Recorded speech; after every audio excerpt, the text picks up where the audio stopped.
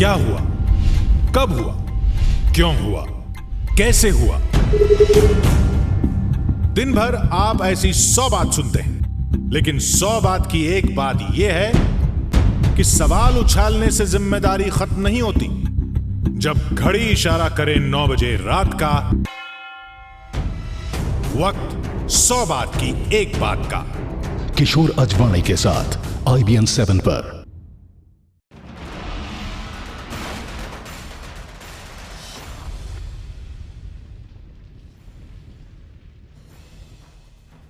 नमस्कार, मैं हूं अमीश देवगन।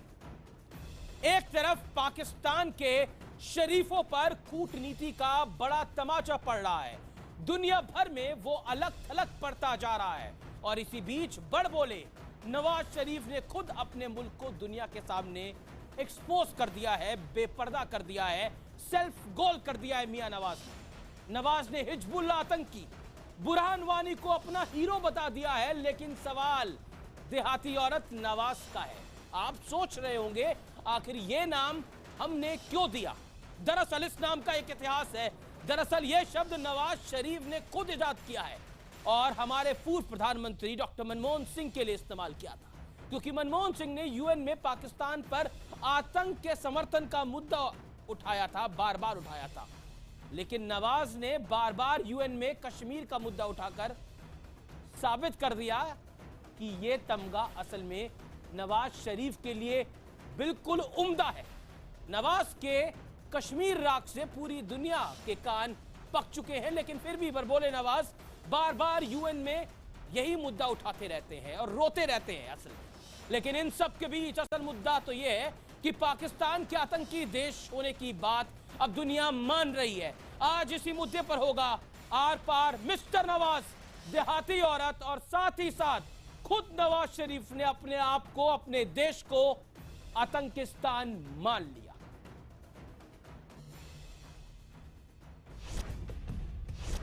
जम्मू कश्मीर में जो भी अटैक हुआ, उरी हमले पर मुंह छुपाकर भागने वाले नवाज यूएन में किसी बड़बोले की तरह जमकर बोले। Pakistan fully supports the demand. Nawaz बोलते जा रहे थे और पाकिस्तान दुनिया के सामने बेपर्दा होता जा रहा था। सुनिए किस तरह एक आतंकी नवाज का हीरो बन गया। बड़बोले नवाज का पहला झूठ। Burhan Wani, the young leader murdered by Indian forces, has emerged as a symbol of the latest Kashmiri Intifada, a popular and peaceful freedom movement led by Kashmiris. सुना आपने, हिजबुल का एक आतंकी इनका हीरो है। यानी नवाज ने खुद ये मान लिया कि पाक सरकार हिजबुल और जैश-ए मोहम्मद जैसे आतंकियों के साथ खड़ी है। बड़बोले नवाज का दूसरा झूठ। This indigenous uprising of the Kashmiris have been met as usual with brutal repression by India's occupation force of over 500,000 soldiers. Over 100 Kashmiris have been killed, hundreds including children and infants blinded by shotgun pellets. बड़बोले Nawaz Kashmir के सबसे बड़े हिमायती होने का ढोंग कर रहे हैं, जब दुनिया जानती है कि पाकिस्तान के पालतू आतंकी ही कश्मीरियों को दर्द देते हैं। शायद उनके ऊपर ISI का या हिज्ब का या उनकी आर्मी का दबाव इतना है कि शायद जो उनको प्लेट में दिया जा रहा है वो खा रहे हैं। मोदी सरकार की रणनीति के मुताबिक पाकिस्तान दुनिया भर में अलग थलग पड़ता जा रहा है। अमेरिका से फटकार मिल चुकी है, अफगानिस्तान लताड़ चुका है, रूस, फ्रांस, बांग्लादेश समेत दुनिया के तमाम देश भारत के साथ खड़े हैं। यूएन ने भी कश्मीर के मुद्दे पर पाक को आईना दिखाया है। तो क्या पाकिस्तान की उल्टी गिनती शुरू हो चुकी है? आज इसी मुद्दे पर होगा आर पार। और आर पार में नवाज शरीफ ने अपने आप को जो खुद एक्सपोज किया है, उसका हम जोरदार विश्लेषण करेंगे। और लगातार नवाज शरीफ को, पाकिस्तान को कूटनीति वाला जो तमाचा लगातार पड़ रहा है, उससे बौखलाए हैं नवाज। और खबर तो यह भी है, जो उरी में 20 आतंकी मार गिराए हैं हिंदुस्तान की फौज ने, उससे भी घबराए हैं नवाज। अमेरिकी संसद ने पाक को आतंकी देश घोषित करने के लिए बिल आ गया है। 2 रसूखदार सांसद बिल लाते हैं। अमेरिकी विदेश मंत्री जॉन केरी ने लगाई है नवाज शरीफ को फटकार। हिजबुल आतंकी बुरहान को नवाज ने कहा शांति दूत। उस बुरहान वानी को जो हिजबुल का कमांडर था, नवाज ने साबित किया कि पाकिस्तान जो है वो आतंकियों के साथ है, वो हाफिज सईद के साथ है, वो बुरहान वानी के साथ है। तो पाकिस्तान आतंकिस्तान है। मेरे साथ इस डिबेट में जनरल जीडी बख्शी, रक्षा विशेषज्ञ शफकत सईद, पाकिस्तान इस्लामाबाद से लाइव मेरे साथ जुड़ रहे हैं अपना व्यू पॉइंट शेयर करने के लिए। Sambit Patra, ruling party India के स्पोक्स पर्सन, मेरे साथ इस डिबेट में है। पाकिस्तानी मूल के बड़े लेखक कनाडा से लाइव तारिक फतेह मेरे साथ इस डिबेट में मौजूद हैं। और इस डिबेट की शुरुआत मैं करना चाहता हूं शफकत सईद आपसे। हिजबुल का कमांडर, आतंकवादी बुरहान वानी आपका अगर हीरो है तो आपका देश आतंकवाद का बड़ा पनाहगार नहीं, आतंकवाद का बड़ा एक्सपोर्टर है। क्या आपको लगता है जो बड़ा सेल्फ गोल, जो यूनाइटेड नेशंस में बड़ा कॉमेडी शो करके आए हैं नवाज शरीफ, उसके बाद आप क्या कहना चाहेंगे? कितनी बड़ी देहाती औरत है नवाज शरीफ?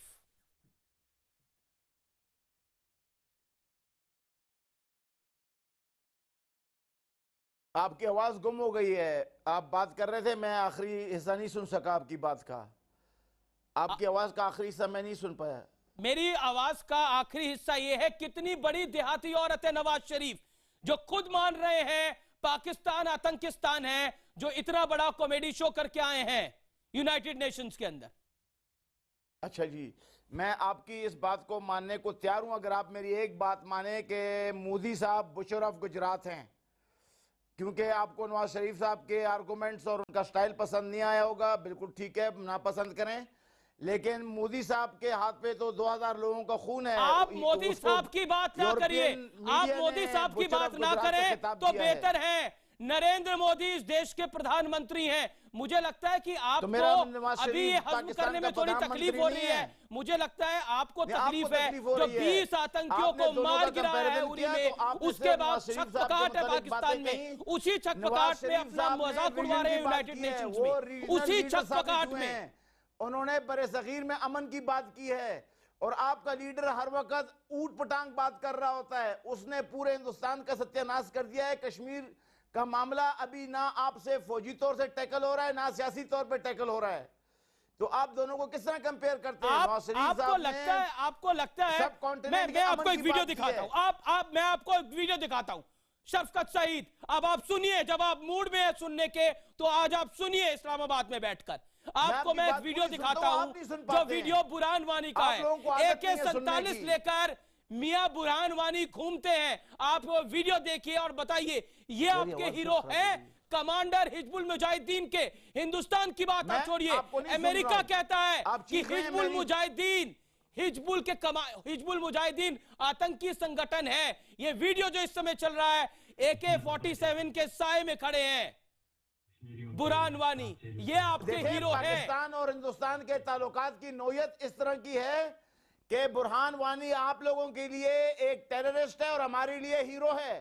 जिस तरीके से अकबर बुख्ती हमारे लिए टेररिस्ट था और आपके लिए हीरो था, तो ये हमारे ताल्लुकात की नौयत है। आपकी अच्छी चीजें हमारे लिए बुरी है और हमारी अच्छी चीजें आपके लिए बुरी है। लेके नहीं घूमते, आपका नापाक हमारे लिए पाक है और हमारा पाक आपके लिए नापाक है। ये तो हमारी फर्क है। एक बात तो एक नॉर्मल बात है। आप क्या समझते हैं कि हम बुरहान वानी को एक बात बताइए, हाफिज सईद पे 50 करोड़ का इनाम रखा है अमेरिका ने। कश्मीरी अवाम का उनको अमेरिका को दे दीजिए। आपका मुल्क तो किस तरह से मांगता है, चाइना से अमेरिका से 50 करोड़ मिल जाएंगे आपको।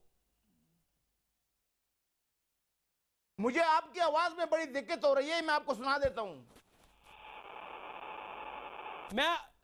चलिए, अभी आपको दिक्कतें बढ़ेंगी, आवाज आ रही है आपकी। अभी आपकी दिक्कतें और बढ़ेंगी।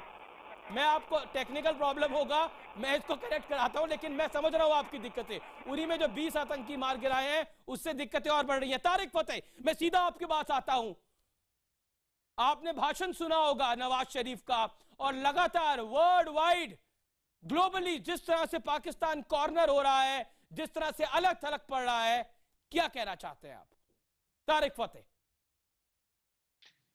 पाकिस्तान का मकसद ही एक है, और वो नफरत खास तौर पे हिंदुओं के खिलाफ उसको छुपा के रखते हैं। उनकी मिलिट्री का जो मेन मकसद है वो है एनाहिलेशन ऑफ इंडिया, और उनके ख्वाब में ये है कि हम फिर एक दिन दिल्ली पे गयासुद्दीन बाबर की तरह आएंगे घोड़ों पे चढ़ के और एक और कुतुब मीनार बनाएंगे।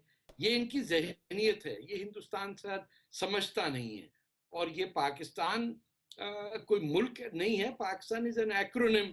ये तो पंजाब का जो इलाका है जहां मुसलमान मेजॉरिटी थी, उनकी ये ड्रीम वर्ल्ड है। उनको अपनी जबान से नफरत है, अपने कल्चर से नफरत है, अपनी हेरिटेज से नफरत है, अपने आप को पता नहीं अरब समझते हैं क्या है। उसके नतीजे में हर वो शख्स जिसको अपनी जबान, कल्चर, रिवायात से मोहब्बत होती है, उससे इनकी दुश्मनी होती है। अब इनको समझने के लिए ये न्यूरोटिक लोग हो गए हैं। अब एक तो बायोलॉजिकली बहुत बड़ा प्रॉब्लम इनके जो फर्स्ट कजन मैरिजेस की वजह से हो रहा है पाकिस्तान में, उसका तो आप कोई बयान नहीं कर सकता। अभी तो ब्रिटेन के अंदर ये हुआ कि पाकिस्तानियों की 3% आबादी है और पूरे ब्रिटेन में 13% इंटेलेक्चुअल और फिजिकल डिसेबिलिटी पाकिस्तानियों में। तारिक फतेह, तो शफकत सईद कुछ रिएक्ट कर रहे हैं। शफकत सईद तो करने दें उन्हें रिएक्ट, वो बेचारे, उनका काम ही ये है, आईएसआई ने उनको बिठाया वो बात करने के लिए, करने दें उन्हें, उनको माफ कर दें, वो कुछ नहीं कर सकते। अब तारिक भाई अब माफ करने का समय नहीं है। आपका बड़ा सम्मान करते हैं, अब माफ करने का समय नहीं है इनको, और माफ करने के मूड में हमारा मुल्क नहीं है। जिस नरेंद्र मोदी का ये नाम ले रहे थे, वो नरेंद्र मोदी इनका वो हश्र करेंगे कि इनकी पीढ़ियां याद रखेगी। मैं इनको यकीन दिलाना चाहता हूं। देखें, मैं आपको एक बात बताऊं कि आपको जब बल्तिस्तान, गिलगित और पाकिस्तान ऑक्यूपाइड कश्मीर के पाकिस्तानी कब्जे को बर्दाश्त करने की एबिलिटी है, तो आप और मुसीबत में जाएंगे। ये किसने हिंदुस्तान से कहा है कि तमाम लोग ऐसे बैठे हुए हैं जैसे कि हिंदुस्तान का एक इलाके पे चीन और पाकिस्तान का कब्जा है और आप लोग अमन की आशा करते हैं? शफकत सईद का ही अमन की आशा करें? शफकत सईद मैं आपके पास आता हूं, लेकिन संबित पात्रा काफी देर से रिएक्ट करना चाह रहे हैं। जनरल जीडी बख्शी कुछ कहना चाह रहे हैं। Sambit Patra, over to you. Sambit Patra, अलग थलग पड़ा है पाकिस्तान और देहाती औरत नवाज शरीफ अपना राग अलाप रहे हैं यूनाइटेड नेशंस में। देखिए अमीश जी, विद ऑल ड्यू रेस्पेक्ट, मुझे ये बात समझ में नहीं आती है कि हम एक पाकिस्तानी पैनलिस्ट बुला के वो आके यहाँ पर इंडियन चैनल में प्रधानमंत्री के खिलाफ बोलता है और इंडिया के खिलाफ बोलता है। हम उसे क्यों सुनते हैं ये मुझे समझ में नहीं आ रहा है। बहरहाल वो आपका डिसीजन है, मगर मैं मेन मुद्दे पर आता हूँ।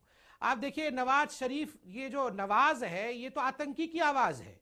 ये आपको लग रहा है क्या नवाज शरीफ ने अपने आप ये भाषण पढ़ दिया?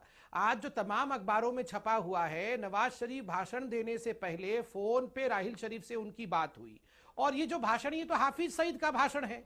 चंद दिनों पहले बुरहान वानी को शहादत प्राप्त किया हुआ बहुत महान यूथ लीडर बताने वाला हाफिज सईद, चंद दिनों पहले उसके भाषण को हमने सुना था। बिल्कुल डिट्टो किया है उसी भाषण को नवाज शरीफ ने। तो this is main streaming of terrorism. ये तो आतंकवादियों के भाषण पढ़ने लगे, और कहां पढ़ रहे हैं? यूनाइटेड नेशन में। ये अपने आप को एक तरह से इंडाइट करने का विषय है। आज पाकिस्तान खुद नवाज शरीफ के माध्यम से ऐसे एक्सपोज हुआ है जैसे कहीं और नहीं हुआ था। खुद आतंकी आवाज वहां पड़। जहां तक हीरो कौन है, देखिए जब से पाकिस्तान बना है आतंकी ही इनको, नहीं सुन लीजिए, जब से पाकिस्तान बना है आतंकी ही इनको हीरो हैं। ये है 28 अक्टूबर 2015, एक साल पहले की ये अखबार देखिए, इसमें परवेज मुशर्रफ का एक इंटरव्यू छपा है। उससे पूछा गया आपके हीरो कौन है, वो कहते हैं Osama bin Laden, Hafiz Saeed, लश्कर तैयबा, ये सब हमारे हीरो हैं। अब बताइए, ये तो शुरू से ही आतंकी इनके हीरो थे, ये नया कौन सा हो गया? जी मैं क्विकली रुक करता हूं, मैं क्विकली रुक करना चाहूंगा शफकत सईद का। शफकत सईद, पाकिस्तान की, आप हिंदुस्तान की बात छोड़िए कुछ देर के लिए, यूनाइटेड नेशंस के अंदर आप बहुत परेशान, और एक कॉमेडी शो जो कर रहे थे नवाज शरीफ, उसके पीछे की एक हिस्ट्री है। आप अलग थलग पड़े हैं ग्लोबली, आपको कहीं ना कहीं इंटरनेशनली अलूफ कर दिया गया है, आपको कॉर्नर किया जा रहा है, और बेशर्मी आपकी इस कदर है कि आप समझ नहीं पा रहे कि आप रिएक्ट कैसे करें। और उसके बाद जब 20 आतंकियों को मारा हमारी सेना ने उरी के पास, उसके बाद आप इतने बौखला गए कि आप कश्मीर राग, बुरहान वानी राग छेड़ छेड़ के परेशान हैं। उसके अलावा आप बात छोड़िए हिंदुस्तान की, मैं आपके अपने चीफ जस्टिस की बात बताता हूं। आपको मैं बताना चाहता हूं कि महज 3 दिन पहले पाकिस्तान के चीफ जस्टिस अनवर जहीर जमाली ने कहा है कि देश के कुछ राजनीतिक दल अपने फायदे के लिए आतंकवादियों का इस्तेमाल कर रहे हैं। उन्होंने यह भी कहा है कि अंदरूनी शह से पाकिस्तान में आतंकवाद पनप रहा है। आप भूल जाइए पेशावर में आपके बच्चों को मारा गया था, आप भूल जाइए लाल मस्जिद में क्या हुआ था, लेकिन ये 3 दिन पुरानी बात आपके चीफ जस्टिस ऑफ पाकिस्तान ये बात कहते हैं। अब आप क्या कहना चाहते हैं? क्या आपको लगता है कि आज आपको एक हिंदुस्तानी चैनल पे शर्म से अपना सर झुका लेना चाहिए, हाथ जोड़ने चाहिए और बोल देना चाहिए कि हमसे गलती हो गई, आप हैं और हम क्या हैं हम समझते हैं? ये तो शुरू से बेशरम है पाकिस्तान के लोग, आप बोल रहे हैं कि शर्म से सर झुका लेंगे, कमाल है। शफकत सईद जी कहां गुम हो गए, बोलिए। जी देखें, अभी आज मुझे बड़ी मायूसी हो रही है कि पहले तो सिर्फ एंकर की अजीब अजीब बातें स्टैंड करनी पड़ती थी। अभी ये इतने घाक किस्म के सियासतदान हैं और कल्चर्ड आदमी हैं, आज इन्होंने 2-3 दफ़ा बड़ी अजीब बातें की हैं जो मुझे यकीन नहीं आ रहा कि ये कर रहे हैं। और जिस तरह एक आम एक अनपढ़ बात करता है उस तरह ये बात कर रहे हैं। आपको मायूसिया भी होगी, अजीब अजीब अल्फाज इस्तेमाल शुरू हुए हैं, जरा देखिए आगे आगे होता है क्या, आप कितने मायूस होकर बैठते हैं। हाफिज सईद की जो भाषण पढ़ रहे हैं उस पे बोलिए, किसके क्या हैं। देखिए प्राइम मिनिस्टर नवाज शरीफ साहब ने जो बातचीत की है उसके बीच में उन्होंने इंडिया को बिल्कुल आराम से जाने दिया है, कश्मीर की बात की है और बड़े अच्छे अल्फाज में की है। उन्होंने कुलभूषण सिंह यादव बलूचिस्तान फाटा में आपकी मुदाखलत का, जिसके ऊपर आपकी नाक कट जाती, आपके चेहरे पे स्याही आ जाती, वो नहीं की, क्योंकि वो क्वेश्चन रखना चाहते हैं ताकि जब कल हम दोबारा बातचीत शुरू करें तो क्यों नहीं की, हो बात करने क्यों नहीं की, संबित पात्रा वो इसलिए क्यों नहीं की? अगर नाक कट जाती तो क्यों नहीं की? आपसे बात करेंगे। अरे उसमें कोई तथ्य नहीं था तभी तो नहीं की, नाक कट जाती तो बात नहीं की। नहीं सुनिए मैं क्यों नहीं की और क्या की मैं बताता हूँ साहब, मुझे पता है आपको भी डर है आईएसआई से, आपको भी डर है आईएसआई से, मैं बताता हूँ असलियत क्या है। सुनिए मेरी बात, मुझे किसी से कोई डर नहीं है। अरे सुनिए साहब, ये सब ये ठीक बात है तो शांत होकर बैठिए, सुनिए मेरी बात। देखिए अमीश जी, मेन बात क्या है मैं आपको बताता हूं। ये हाफिज सईद, ये सईद सलाउद्दीन, ये आईएसआई और जो आर्मी है, ये विश्व में कहा जाता है कि कंट्रीज हैव आर्मी, पाकिस्तान में तो आर्मी हैज अ कंट्री, तो स्वाभाविक रूप से ये आर्मी और डीप स्टेट डिक्टेट करती है। पनामा लीक में जब नवाज शरीफ का नाम आया, डर के मारे नवाज शरीफ दुबक के बैठे, अगले दिन उन्होंने राष्ट्र को संबोधित किया कि मुझे लगता है कि तख्ता पलट हो जाएगी, चारों तरफ पोस्टर लगे हुए हैं, राहिल शरीफ आ जाओ, नवाज शरीफ को बाहर निकालो। ये क्या हिंदुस्तान जाके पोस्टर लगा रहा था? ये राहिल शरीफ ने पोस्टर लगाए थे, तो इसलिए राहिल शरीफ ने बोला है भैया नवाज शरीफ अगर गद्दी में बना रहना है के बाद आपके मुल्क का इलेक्शन की बात करते हैं, पनामा लीक किधर से आ गया बीच में? बिल्कुल वाजिब बात करें। देखिए इस बड़े तस्वीर में लीग के बाद से ही नवाज भारत चाहे तो अमन आएगा, भारत चाहे तो जंग होगी। अमीश क्या मैं आ सकता हूँ बीच में? पाकिस्तान भरपूर अंदाज में रद्द अमल का इजहार करेगा। अगर आप अमन के लिए 1 कदम चलेंगे तो नवाज शरीफ साहब 100 कदम चलेंगे। अपनी बुरहान वानी को थोड़ा विराम लगाइए, अपनी बुरहान वानी को थोड़ा विराम लगाइए। शफकत सईद अपनी बुरहान वानी को थोड़ा विराम लगाइए। मैं रुक करता हूँ, मैं जनरल जीडी बख्शी का रुख करता हूं। General GD Bakshi okay, general GD Bakshi, मैं straight question to sir tonight. Colonel साहब आप हम पर इल्जाम लगा रहे हैं, कर्नल साहब, शफकत साहब आप हम पर इल्जाम लगा रहे हैं कि हमने कश्मीर में पेलेट गन चलाई। साहब हमने पेलेट गन चलाई कि बेकसूर निहत्थे ना मारे जाएं, लेकिन आपने बलूचिस्तान में तो ना केवल AK-47 चला रहे हैं, आप तोपें चला रहे हैं, आप वहां पे जो लड़ाके तैयारे वहां पे भेज रहे हैं, F-16। फोटो दिखा दे, आपको फोटो दिखा दे, पूछिए जरा तारिक फतेह साहब से, पूछो अपने बलूच भाइयों से, आपने जो तशद्दुद किया है, जेनोसाइड किया है आपने, जेनोसाइड। क्या जेनोसाइड किया है? कर्नल साहब थोड़ा बलूचिस्तान दिल की पे आबादी हाथ क्या है कि वहां पे रखिए, जेनोसाइड खुदा होगा? अल्लाह ताला को आपको भी किसी दिन जाके देखना है, आपको बिल्कुल जवाब जवाबदारी देना है, वहां भी मेरा है तो आपकी ईमान है, फौज मैं वापस नहीं की, आऊंगा, जवाबदारी है मेरा कोई आपकी दूसरा फौज जन्म नहीं की। है। आपने वहां जी, पे मेरा ईमान है कि मैं अल्लाह ताला के पास 25,000 बलूच जाऊंगा। टॉर्चर यही करके हम में और मारे आप में फर्क हैं। है। प्लीज यहाँ बलूचों की यही हम में आवाज और सुन आप में लीजिए, फर्क है। ओके, अपने तारिक फतेह कुछ गरेबान कहना में चाहते हैं। झांकिए, पहले ये अरे अपने पाकिस्तानी गरेबान में जनरल्स की झांकिए, तारिक फतेह से पूछिए। तारिक फतेह की तो कोई हैसियत ही नहीं है कि बात करे। तारिक फतेह उस वक्त हैसियत आपको बताएंगे। तारिक फतेह सिर्फ पाकिस्तानी मूल के बड़े लेखक हैं, आपको उनकी हैसियत नहीं पता, लेकिन विप्स को पता है। आपको हाफिज सईद और बुरहान वानी की हैसियत पता है, तभी आपकी हैसियत ऐसी है, तभी आपकी हैसियत ऐसी है कि आप देश देश जाके मांगते हैं। आपकी हैसियत सबको पता है, कोई नहीं मांगते, आप देश देश जाके मांगते हैं, पनाह मांगते हैं।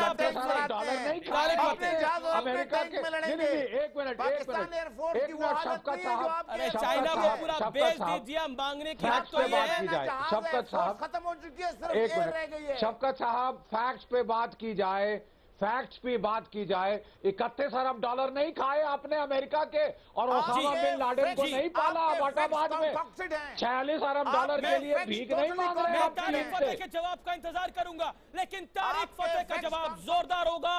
मैं ये आपको आश्वासन देता हूं, तारिक फतेह औकात बताएंगे पाकिस्तान को अपनी। आर पार में आज देश की बात, और पाकिस्तान के गेस्ट को आज हमने इसलिए बुलाया है कि उसको हम आईना दिखा सके और उसको शर्मसार कर सके। आप देख रहे हैं आर पार, और मेरे साथ पाकिस्तान, कनाडा और हिंदुस्तान से मेहमान मौजूद है। मैं रुक करता हूं तारिक फतेह का। तारिक फतेह, पाकिस्तान का सच से सामना कराइए। 30 सेकंड आप। देखिए, पाकिस्तान बेसिकली बलूचिस्तान को ऑक्यूपाई करके 1948 से बैठा हुआ। इनका सिर्फ वहां की रिसोर्सेज को लूटने का मसला नहीं है। ये वो लोग हैं जो किसी भी इंडिजिनस कल्चर, जबान, रिवायत या सोशल अफेयर्स में they want to change the society. इन्होंने अपनी रूलिंग क्लास जो है पाकिस्तानी पंजाब की, वहां पंजाबी जबान पाबंदी की, बलूचिस्तान के अंदर ये सेटलर्स भेज रहे हैं और बलोची जबान का इन्होंने खात्मा कर दिया। जी, मतलब जेनोसाइड कर रहे हैं एक तरह से। पाकिस्तानी, जी सॉरी, जेनोसाइड कर रहे हैं, मतलब इसे कल्चरल जेनोसाइड कहेंगे। आप आजाद कश्मीर जो इसे ये कहते हैं, वहां एक शख्स आपको नहीं मिलेगा जो कश्मीरी जबान बोल सके। जी, ये क्या वावेला कश्मीर का 24 घंटे लगाए रखते हैं।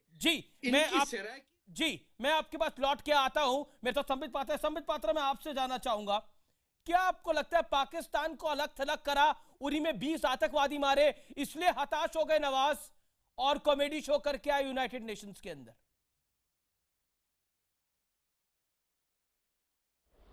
देखिए, पाकिस्तान का किस प्रकार का रवैया है वो यहाँ शफकत सईद जी के बॉडी लैंग्वेज को देखकर ही मालूम पड़ रहा है। इतने सीरियस विषय पर डिस्कशन हो रहा है, लोग मारे जा रहे हैं, लोग किसी भी देश के हों, ये बहुत महत्वपूर्ण बात होती है, मगर वो हंस रहे हैं, कभी यहाँ दांत चबा रहे हैं, कभी वहाँ ऐसे कर रहे हैं। इसी से मालूम पड़ता है कि आतंकवाद को लेकर पाकिस्तान हो चाहे पाकिस्तान का कोई पैनलिस्ट हो, ये सीरियस नहीं है, ये नॉन सीरियस है बिल्कुल, क्योंकि आतंकवाद इनके अंदर इनग्रेन्ड है। जो पेशावर की माओं की आवाज नहीं सुन सकता है, ये हमारी आवाज क्या सुनेंगे? इनके तो मजाक का विषय है। और जहां तक बौखलाने का विषय है, क्यों नवाज शरीफ बौखलाए हैं? देखिए, नवाज शरीफ तो क्या खरे बौखलाएंगे, मियां राहिल शरीफ और ये जो आतंकवादी ग्रुप है उनके, सईद सलाउद्दीन, हाफिज सईद, ये इसलिए बौखलाए हैं क्योंकि बलूचिस्तान इंटरनेशनल फोरम में मैटर ऑफ डिस्कशन हो गया। प्रधानमंत्री ने रेड फोर्ट से जिस प्रकार से हुंकार भरी बलूचिस्तान में हो रहे जो जीनोसाइड है उसके सच्चाई को रखा, तो ये सब आतंकवादी लोग सोच रहे कि अच्छा हम तो कश्मीर को डिस्टेबलाइज करने की बात सोच रहे थे, यहाँ तो बलूचिस्तान के ऊपर लेने के देने पड़ गए। उसके बाद इनका ये ड्रामा शुरू हुआ है आतंकवाद को लेकर, जिस प्रकार से ये उरी पे हमला कर रहे हैं और जिस प्रकार से आप देखिए, सबसे बड़ी बात नवाज शरीफ के बॉडी लैंग्वेज को देखिए जरा। यूएन में वो आप उनके माथे को दिखाइए, वहां आज ठीक कह रहे थे जनरल बख्शी, ठंडे पसीने, जब वो हाफिज सईद का भाषण पढ़ रहे थे तो ठंडे पसीने उनके सर पे थे। क्यों थे? क्योंकि वह भी जानते हैं कि झूठ मूठ पढ़ रहे हैं, जवाब सुन लेते हैं नहीं है, इसलिए उनका बॉडी ये हाहा मत हंसिए, ये हाहा हंसना बंद कर दीजिए। लोगों को मारने वाले यहाँ के हाहा हंसते हैं। शफकत सईद, आप बार बार बात कर रहे हैं, लेकिन आपको आतंकी देश का जब घोषित किया जाएगा तो आपको उसकी कितनी खुशी होगी? क्योंकि आप चाहते हैं कि आपको आतंकी देश घोषित किया जाए, इसलिए शायद आप मुस्कुरा रहे हैं क्योंकि आपको टेररिस्ट स्टेट घोषित किया जा रहा है। अब कर लें कोशिश। मैं अभी पात्रा साहब को एक जवाब देना चाहता हूं। पात्रा साहब, मुझे सारी हंसी आपके इन बातों पे आती है कि आप इतने सुलझे हुए, इतने आला बड़े पाए के पॉलिटिशियन होकर आप किस तरह बातें कर रहे होते हैं। तो मुझे हंसने दीजिएगा बराए मेहरबानी, मैं कोई बुरा भला नहीं कहना चाहता हूँ। मुझे जब भी तैश आता है, गुस्सा आता है, तो ये पर्सनैलिटी डेवलपमेंट की एक मुझे बात कर रहे थे, मैं आपकी बात बड़ी तसल्ली से सुन रहा था। मैं बहुत तसल्ली से आपकी बात सुन रहा था।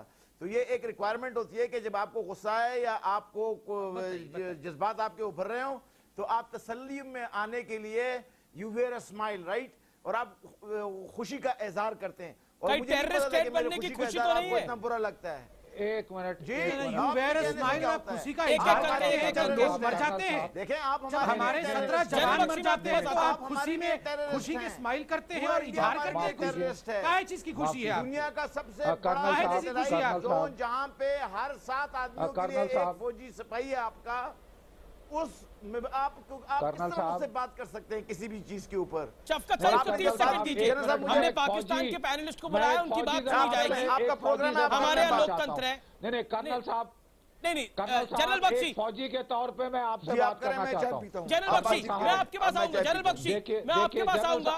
कर्नल साहब एक मिनट, कर्नल साहब एक मिनट, मैं एक फौजी की तरह आपसे बात करना चाहता हूँ। माफ कीजिए, आपने भी वर्दी डाली है, मैंने भी वर्दी डाली है। हमारी वर्दी हमें कुछ तहजीब सिखाती है, हर मौके की नजाकत होती है। कर्नल साहब, आप किसी की मौत पे जाएं, आप किसी के जनाजे पे जाएं तो आप हंसते नहीं। यहां पे बात कर रहे हैं कोई और आपके मेहमान जो आपके साथ बैठे हैं, जो बलूचिस्तान में मौतें हुई हैं, जो औरतों की असमत लूटी गई है। ठीक है साहब, ये माफ कीजिए, ये मौका, ये जो आप बिल्कुल कभी भी नहीं, आपको सवाल नहीं पैदा होता है। अगर आप दांत दिखा रहे हैं, अगर आप दांत दिखाते हैं हमारी स्क्रीन पे, माफ कीजिए, ये मैं आपसे उम्मीद नहीं करता एक फौजी के तौर पे। नहीं, एक फौजी से उम्मीद नहीं की जाती कि जनाजा देखकर वो हंसे। इट इज नॉट पॉसिबल, जनाजा देखकर वो हंसे। पॉसिबल के Pakistan army indulge in rape, not at all possible. ये बिल्कुल पॉसिबल नहीं है। जरा दूसरों से पूछ लीजिए ना। क्वेश्चन है। अरे शफकत साहब, क्यों पूछूं? आपके जुल्मों की जीती जागती दास्तान, आपके जो शख्स अपने मजहब के साथ वफादार नहीं है, अपने मुल्क का वफादार नहीं है, अपने रसूल का वफादार नहीं है, अपने बुजुर्गों का वफादार नहीं है, अपने रसूल का वफादार है, अपनी शनाख्त इंसानियत के वफादार है, उस शख्स को आपने इंसानियत के वफादार है। माफ कीजिए, ये बहुत गलत बात है साहब। मैं आपको बताऊं, मैं इंसानियत का वफादार हूं। उम्मीद नहीं है कि एक वर्दी डालने वाला ऐसा करेगा। सेफ हैं, कोई भरे बाजार में किसी को छुरा नहीं मार सकता। मैं आपको बता रहा हूं कर्नल साहब, मैं फौजी बिरादरी की बात कर रहा हूं। मैं आपकी बात कर रहा हूं। आप मौतों की बात हो रही है, भरे बाजार में बच्चों के मारने की बात हो रही है, आप खुद कह रहे हैं कि कश्मीर में ये हुआ वो हुआ, फिर आप दांत दिखा रहे हैं। मत मुझे आप मानते हैं जो कश्मीर में हुआ, जो आप हमें इल्जाम लगा रहे हैं। नहीं, आप मत सिखाएं इंसानियत। आप इंसानियत, रेप करने वाला इंसानियत नहीं, वही मैं बता रहा हूँ आपको कि हंसी मत। जब मौतों की बात हो रही है, जनाजों की बात हो रही है, आप प्लीज दांत मत दिखाइए। आपकी बचत है मेरे, आप प्लीज दांत मत दिखाइए। इतनी तहजीब आप सीख लीजिए।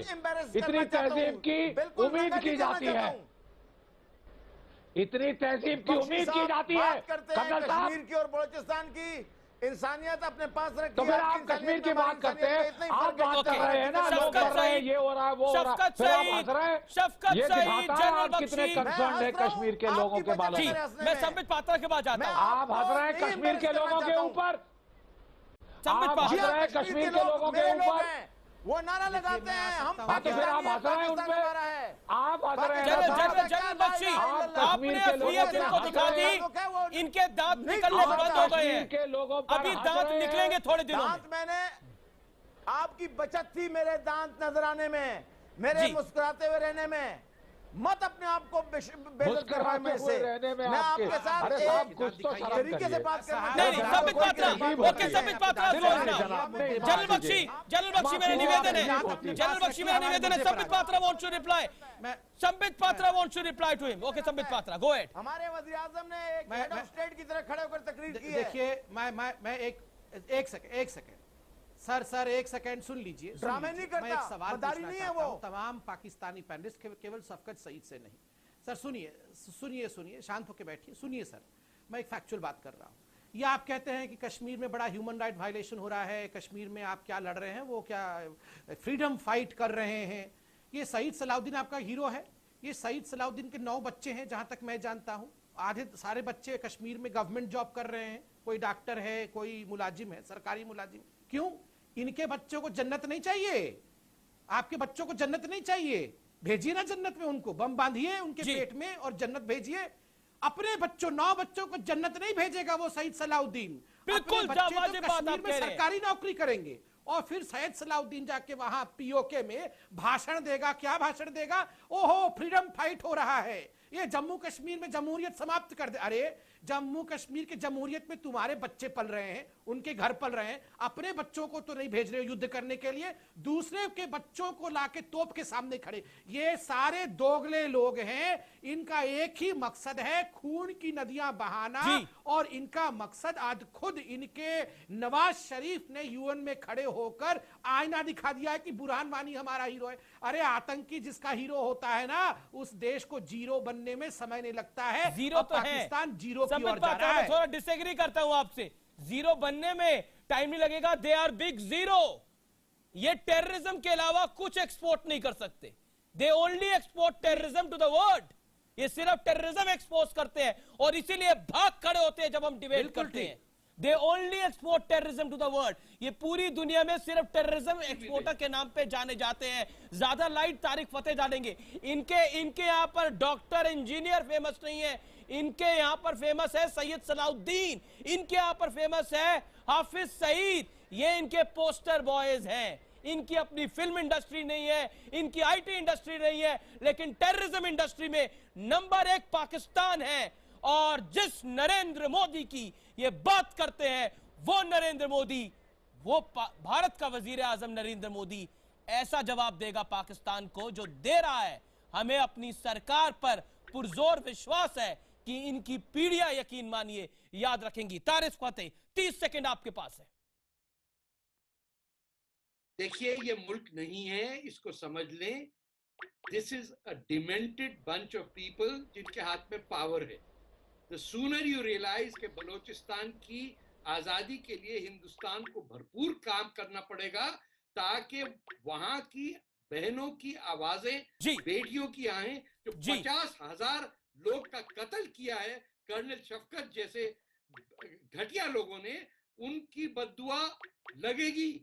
बिल्कुल वाले के यहाँ देर है, अंधेर नहीं। बिल्कुल शुक्रिया तारिक भाई आपका हमारे साथ जुड़ने के लिए। अब देख रहे हैं आर पार, और आर पार के इस दौर में मैं आपको सिर्फ एक बात बताऊंगा जो कि बहुत जरूरी है। दिल्ली में आतंक पर सार्क देशों का सम्मेलन हो रहा है, लेकिन पाकिस्तान से कोई नुमाइंदा नहीं आया। साफ है आतंकिस्तान की दाढ़ी में तिनका है, इसलिए पाकिस्तान से कोई नहीं आया है। और बार बार हम बात करते हैं देश का मूड क्या है, और देश का मूड इस समय पाकिस्तान से बदला लेने का है, इसमें कोई दो राय नहीं है। और पाकिस्तान ये बात समझता है, और जिस तरह से हमारी सरकार ने पाकिस्तान को चौतरफा घेरा है ग्लोबली, डिप्लोमेटिकली, इससे पाकिस्तान बौखला गया है। और जिस तरह से उरी के पास 20 आतंकवादी ढेर हुए हैं, उससे ज़्यादा घबरा गया है। इसीलिए देहाती औरत की तरह नवाज शरीफ कश्मीर और आतंकवादी बोल रहे हैं। फिलहाल इतना ही।